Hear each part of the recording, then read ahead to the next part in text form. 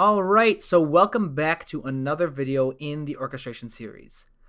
In the last video, we discussed some hopefully useful techniques that can be used to write for the string section, including a couple different approaches for orchestrating both melodies and harmonies.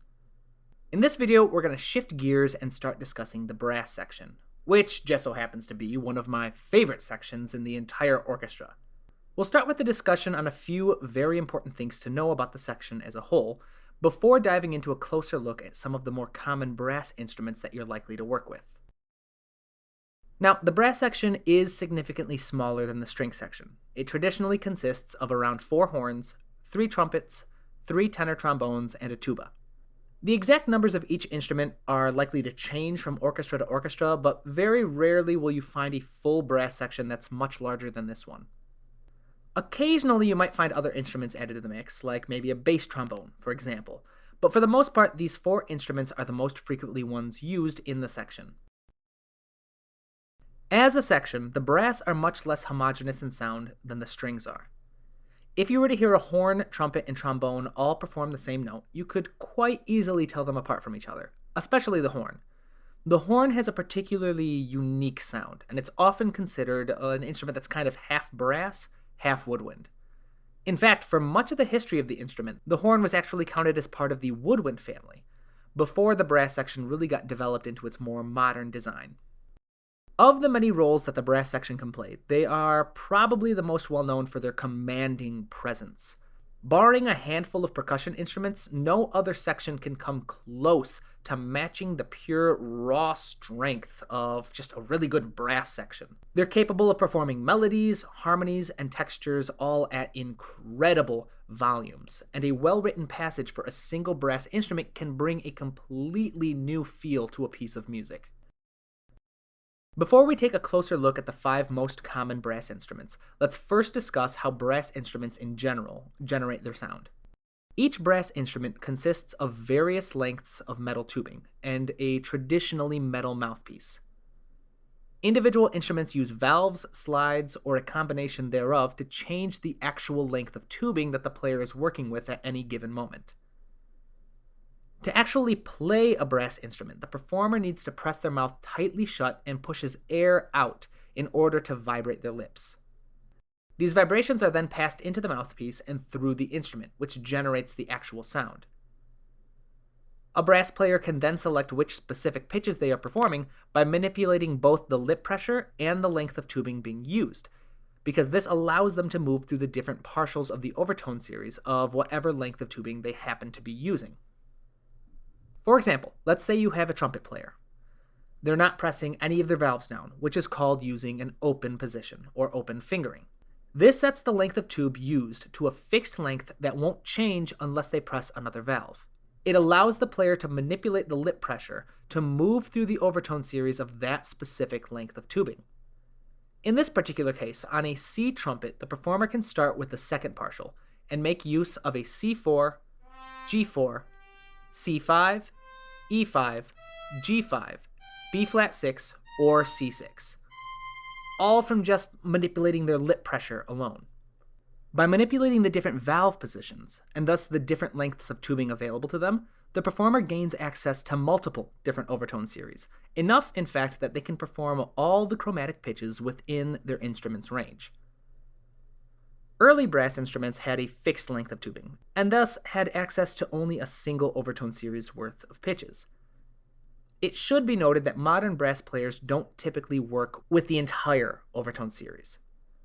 Most players will start from the second partial, rather than the fundamental pitch of any given overtone series. For example, starting with a C4 in the open position on a C trumpet, rather than the fundamental pitch of C3. The reasoning being that the fundamental pitches are much more difficult to keep in tune or to perform with good tone quality on brass instruments. Now, this won't have a super big impact on your writing, but I did think it was still important for you to know. So why does all of this matter in the first place? Well, you may have picked up on it, but lip pressure is going to be incredibly important. The higher the note, the faster the player's lips must vibrate in order to reach that partial. This naturally results in 3 soft rules that you really need to understand if you want to be an orchestrator. Number 1 is that higher pitches are louder pitches. Number 2 is volume impacts tone color. And number 3, higher and or louder pitches are more expensive than lower and or quieter pitches. Let's take a little closer look at these. So number 1, higher pitches are louder pitches.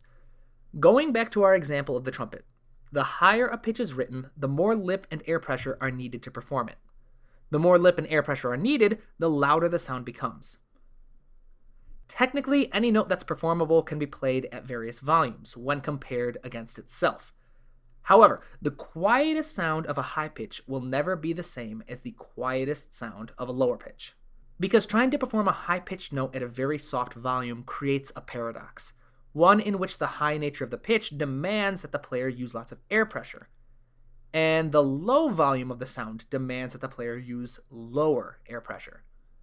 So while it is technically possible to play a very high pitch at a pretty quiet dynamic, it typically results in a loss of tone color and intonation that becomes more and more prominent with each player attempting the sound at the same time. This has additional implications when considering writing for multiple brass instruments that have different ranges. For example, on the trumpet, a G4 is in its lower range, but for the tenor trombone, a G4 is actually quite high. If both instruments try to play it quietly, the trombone will always come off as the more dominant sound, unless the performer is willing to sacrifice some of their tone quality and possibly some of their intonation while they're at it. So at the end of the day, if you don't really care about the type of sound that you're creating, don't worry about range and dynamics. But if you are trying to go for a best practices approach, keep in mind that the higher the pitch, the louder your sound is going to be. Along the same lines, the second quote-unquote rule that we discussed was that volume impacts tone color. So louder volume requires more air pressure and faster vibrations. And higher air pressure and faster vibrations go hand in hand with a brighter, more piercing sound. The exact impact on tone color varies from instrument to instrument, and it's actually just something that you can become pretty well acquainted with by simply listening to orchestral music. You can do that on your phone, your computer, in person, whatever's available to you. But in general, however, just remember that lower volumes tend to sound a little more intimate, while higher volumes tend to sound more powerful and more projecting. This naturally has implications for your range as well, since we now know that both range and volume are intimately related. Finally, the third quote-unquote rule was that higher and louder pitches are both more expensive than lower or quieter pitches. Vibrating one's lips for hours on end isn't exactly easy to do. Your face contains muscles, and muscles fatigue. So if you imagine that each player has a stamina bar, like in a video game, every single note they perform is going to take a little bit of stamina. Lower and or quieter notes don't take a lot of stamina, but higher and or louder notes take a lot more. Each player has a fixed amount of stamina at their disposal until they need to rest in order to recover it. As a composer and orchestrator, you need to keep this in mind. For example, having a group of horn players deplete their stamina reserves by playing a very long, very complicated passage in their highest range might work if it's the only thing you need them to play during a session. But if you're going to need them for another hour or more, then it might not be the wisest decision you make. Now, every player's stamina reserve is different, but in general, just try to be strategic when writing your music, and if possible, always follow up an exhausting passage with a good chance to rest, in the form of either a break from playing or just a much simpler and less taxing passage. Alright, so with all of that done, let's take a look at some of the actual instruments of the brass family. First up, we got the horn. The horn is an incredibly versatile instrument and is widely considered to be the bridge between the brass and the woodwinds. It certainly blends with the woodwind section much better than any other brass instrument. Now, the horn is a transposing instrument, which means that the notes written on the score are not actually the same pitches that you'll hear when they're played. I'll be releasing a video in the future about the reasons why some instruments transpose while others don't, but for now, all you need to know is that the sound a horn will produce will sound a perfect fifth lower than the pitch that it was written for. Now, the horn's full sounding range spans from a mind-boggling B2 all the way up to an F5. That's pretty much the entirety of the bass and the treble clefs. When written out on paper, however, the range is written as an F#2 to a C6. However, only part of this range is appropriate for writing melodies. and that's between F3 and C5 sounding pitch, or the F below middle C to the C an octave higher than middle C. The reasoning for this is that anything lower than this tends to sound a bit too muddy on the horn to be of much use for melodic purposes, and anything much higher tends to be a little too exhausting to keep up for any lengthy amount of time. Next up, we got the trumpet. The trumpet is the soprano of the brass family and can be found performing pretty much any role that you can think of within the orchestra. The two most common trumpet types are C trumpet, which is a non-transposing instrument, and the B-flat trumpet, which is a transposing instrument. In both cases, the written range is going to be F-sharp 3 to C6, or the F-sharp just below middle C all the way up to high C, 2 octaves higher than middle C. For the B-flat trumpet, the sounding pitch will be a major second lower, giving it a sounding range of E3 to B-flat 6. And before I move on, I think I should probably address the complaints that I think are going to be imminent. As a trumpet player of 10 plus years, I can attest to firsthand that yes, your average talented trumpet player can play much higher than a C6. In fact, in college, I had the supreme pleasure of witnessing a jazz specialist perform an unholy note that was octaves higher than a high C. However, unless you know for a fact that you're writing for a rare freak of nature, orchestration focuses primarily on best practices and on being realistic. Writing beyond a C6 for multiple players at once typically invites all kinds of intonation issues. So unless you happen to know for a fact what the capabilities of your players are, or that your musicians will have ample time to rehearse your music, it's typically safest to just keep within these ranges. Moving on to the tenor trombone. The trombone is very closely related to the trumpet in both tone color and in range. In fact, the instruments are pretty much as closely related as you can be. The tenor trombone is not a transposing instrument, and it has a range of E2 to B-flat 5, which, you may have noticed, is pretty much exactly the same as the sounding range for the B-flat trumpet, but just lowered an octave. In the case of both the trumpet and the trombone, both instruments are fair game to perform the melody anywhere in their range at all.